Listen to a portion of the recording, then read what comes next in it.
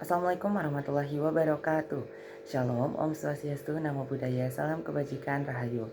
Salam sejahtera bagi kita semua.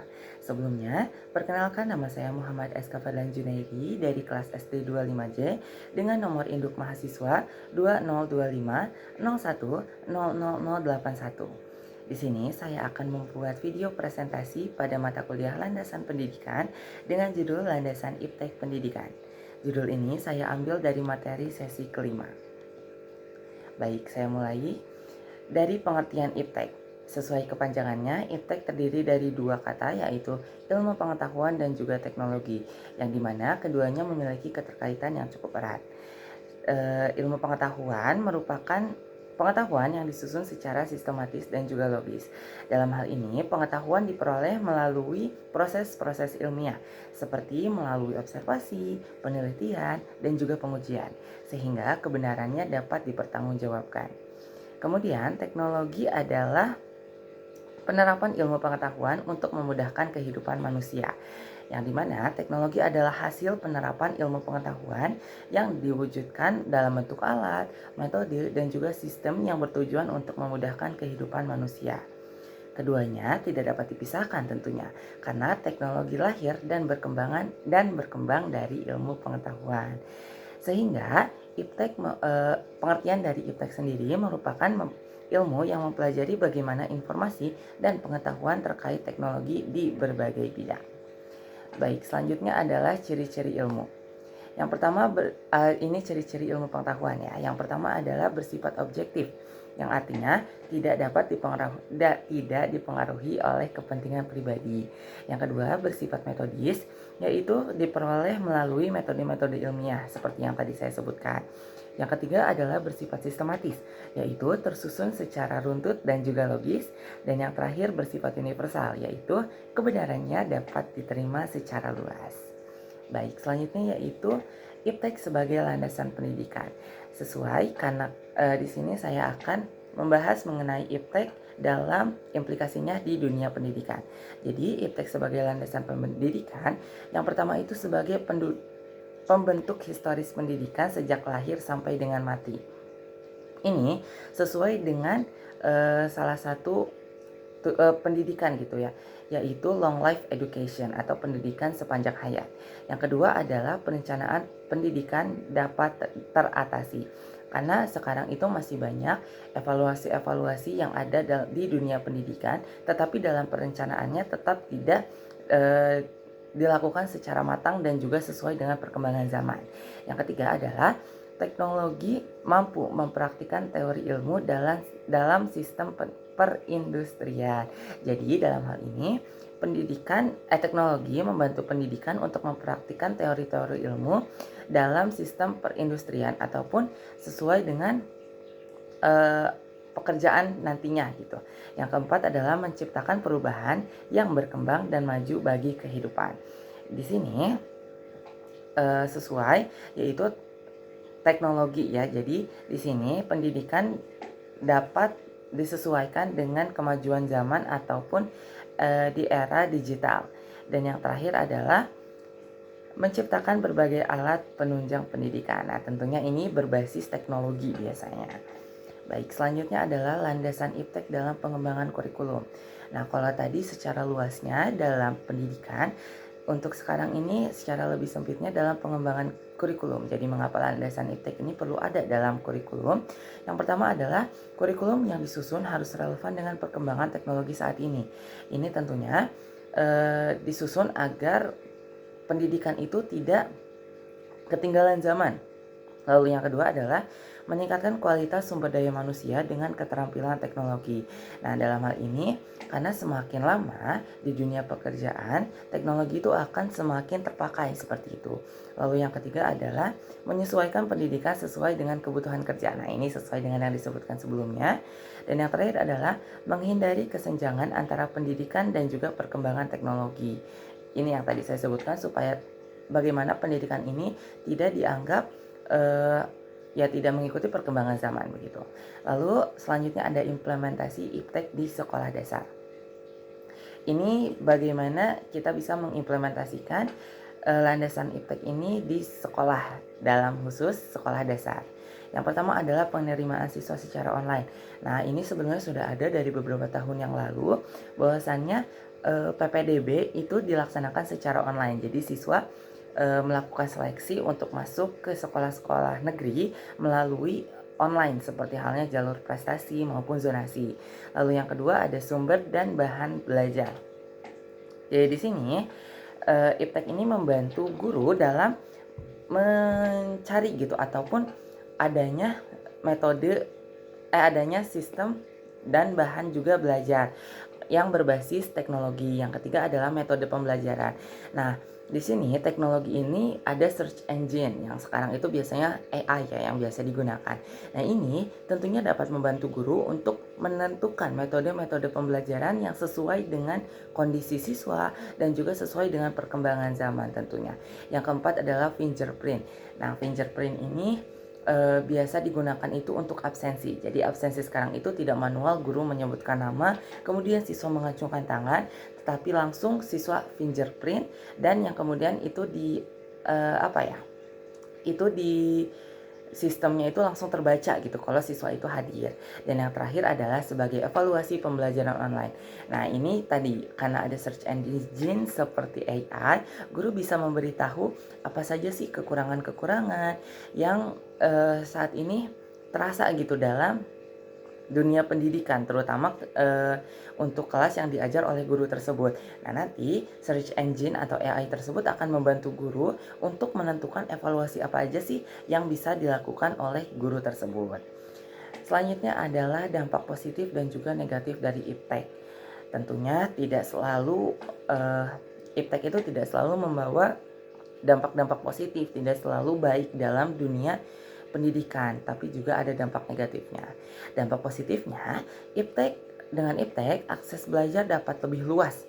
Tadi karena IPTEK ini dapat membantu guru untuk menentukan metode dan juga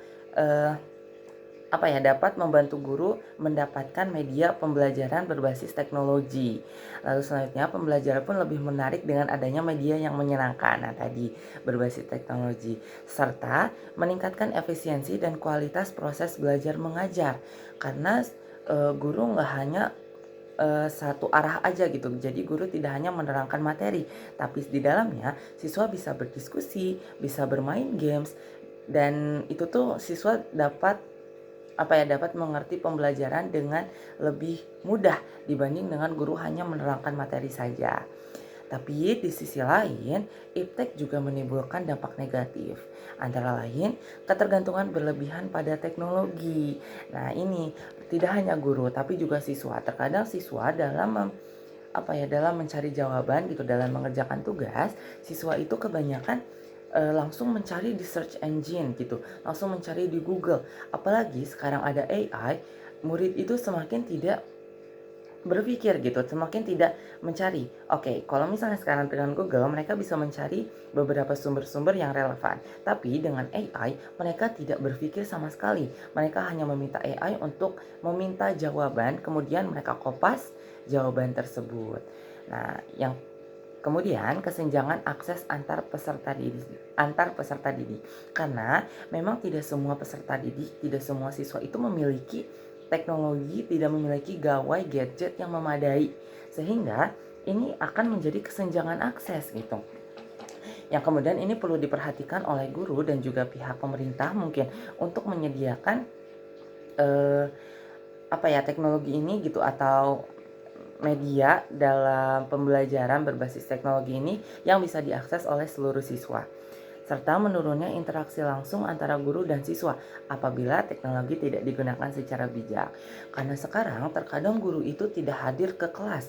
Kebanyakan ketika guru memang sedang sibuk, ketika guru ada kerjaan atau misalnya hanya sekedar mungkin malas, guru hanya akan memberikan tugas saja melalui online, melalui grup, melalui aplikasi-aplikasi pembelajaran, tetapi gurunya tersebut tidak datang ke kelas dan meminta siswa untuk belajar secara mandiri. Nah, tentunya itu akan menjadi tantangan gitu ya bagi siswa untuk dapat mengerti pembelajaran. Oke, selanjutnya adalah peran guru dalam IPTEK. Nah, ini tidak hanya siswa tapi guru juga harus tahu apa saja sih yang harus diimplementasikan bagi guru dalam iptek di dunia pendidikan. Yang pertama adalah menguasai teknologi untuk pembelajaran. Jadi tadi guru itu harus menguasai teknologi supaya mereka harus tahu kalau misalnya mereka mau mencari gitu ya bagaimana metode pembelajaran yang tepat, mencari apa saja sih gitu sumber-sumber belajar berbasis teknologi yang bisa mereka gunakan, dan juga bagaimana mereka bisa evaluasi gitu. Mereka bisa menentukan evaluasi pembelajaran berbasis teknologi itu, mereka jadi tahu gitu kalau misalnya mereka menguasai teknologi itu sendiri. Yang kedua adalah sebagai fasilitator dan pembimbing siswa.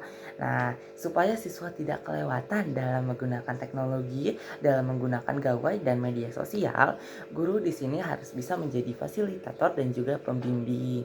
Yang ketiga adalah memilih dan memanfaatkan secara bijak. Jadi tadi, gak hanya siswa, guru juga jangan sampai kelewatan.